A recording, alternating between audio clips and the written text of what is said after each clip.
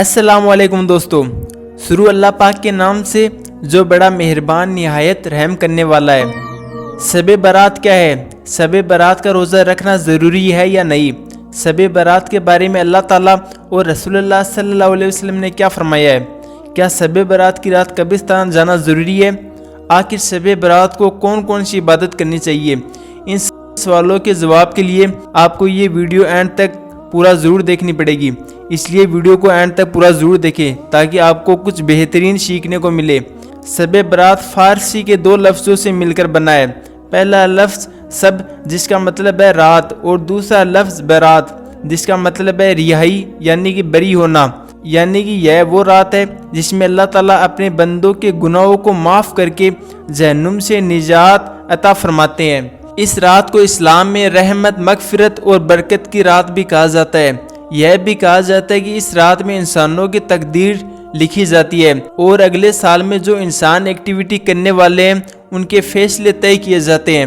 اور اس رات کا ذکر حدیث پاک میں بھی ہے کہ ابن ماجہ کی حدیث نمبر 1388 میں ہے کہ حضرت علی رضی اللہ عنہ روایت کرتے ہیں کہ نبی کریم صلی اللہ علیہ وسلم نے فرمایا، جب شعبان کی 15ویں رات آتی ہے تو اللہ تعالیٰ آسمان دنیا پر تجلی فرماتے ہیں اور فرماتے ہیں کہ کیا کوئی معافی مانگنے والا ہے کہ میں اسے معاف کر دوں؟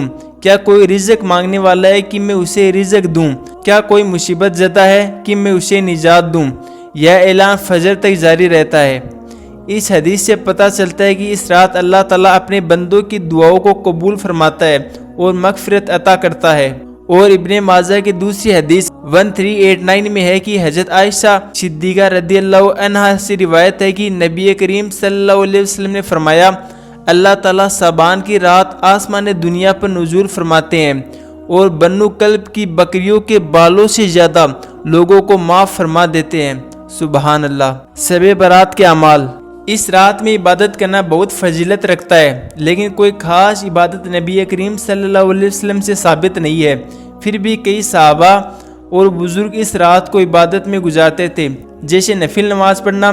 کئی بزرگ اس رات تہجد اور نفل نماز کا اہتمام کرتے تھے۔ آپ چاہیں تو 2، 4، 6، 8 یا 12 رکعت نفل پڑھ سکتے ہیں۔ دوسرا، قرآن کی تلاوت۔ اس رات میں زیادہ سے زیادہ قرآن کی تلاوت کرنی چاہیے تاکہ اللہ کی رحمت حاصل ہو۔ تیسرا، استغفار اور توبہ۔ چونکہ یہ مغفرت کی رات ہے اس لیے گناہوں سے توبہ کرنا اور اللہ سے معافی مانگنا بہت ضروری ہے۔ چوتھا، دعائیں کرنا۔ اس رات کو اللہ کی رحمت زوروں پر ہوتی ہیں، اس لیے اپنی اور پوری امت کی بھلائی کے لیے دعا کرنی چاہیے۔ شب برات سے جڑی کچھ غلط فہمیاں اور غیر مستند باتیں بھی ہیں۔ اس رات کے بارے میں کئی افواہیں اور بے بنیاد مانیتائیں پھیلی ہوئی ہیں۔ ہمیں چاہیے کہ ہم قرآن اور صحیح حدیث کے مطابق اس رات کو سمجھیں اور بے بنیاد باتوں سے بچیں، جیسے حلوہ بنانا یا خاص پکوان بنانا۔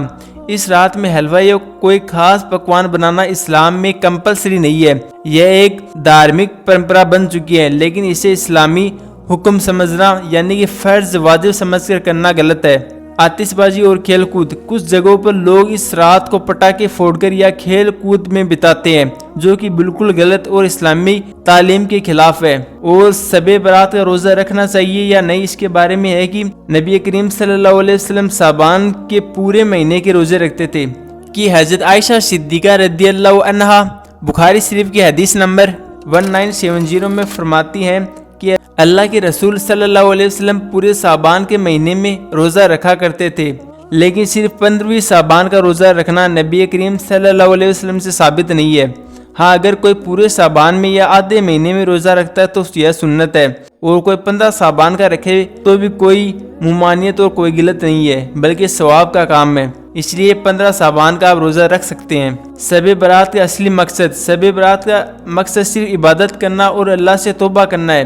اس رات کو ہمیں اپنے گناہوں کی معافی مانگنی چاہیے، اللہ سے دعا کرنی چاہیے اور نیک اعمال اپنانے کا ارادہ کرنا چاہیے، اور ہو سکے تو غریبوں اور ضرورت مندوں کی مدد کریں، پریوار اور رشتہ داروں سے اچھے رشتے بنائے رکھیں، توبہ اور استغفار کریں، نماز، قرآن شریف کی تلاوت اور دعا اس رات کو ضرور کریں۔